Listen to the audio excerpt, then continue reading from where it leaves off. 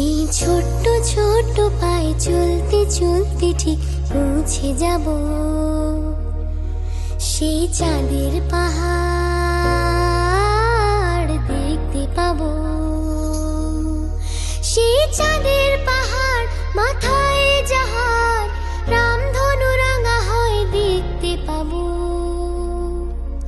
ঠিক পৌঁছে যাব। এই ছোট্ট